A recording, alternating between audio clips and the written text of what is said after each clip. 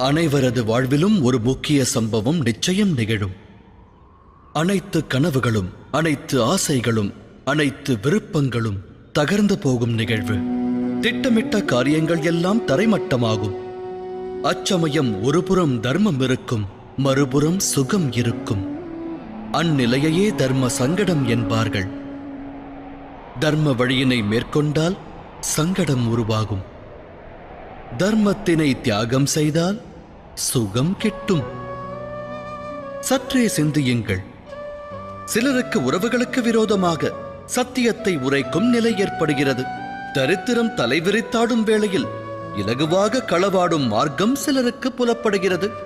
ராஜ்யத்தை ஆளும் ஸ்தானத்தில் வீற்றிருக்கின்ற ஒரு நாட்டின் அரசன் மூலமாக சில வேளைகளில் அதர்மம் பிறக்கிறது. பலரது வாழ்வில் இதுபோன்ற நிகழ்வுகள் நிகழ்கின்றன.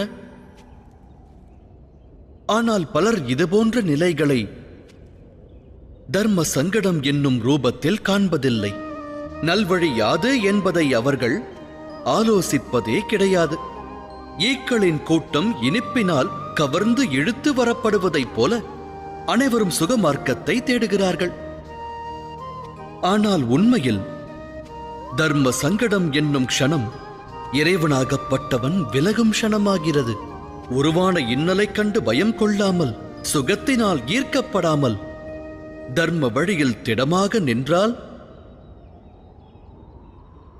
எல்லாம் வல்ல இறைவனின் நல்லருள் விலகிச் செல்லாது.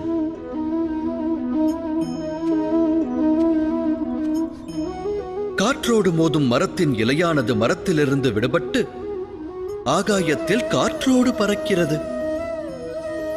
காற்றுக்கு தலைவணங்கும் புல்லானது பூமியிலேயே நிலைத்திருக்கிறது. தர்ம சங்கடத்தின் வேளையில் நாம் சங்கடத்திலிருந்து விலகினால் சுகமானது கிட்டும், வாழ்வு ஆனந்தமாகும். ஆனால் எதிர்காலத்தில் விரக்தி உண்டாகும். ஆன்மா தரித்திர நிலையை பெறும். இறைவன் அருளிலிருந்து வெகு தொலைவு செல்ல நேரிடும்.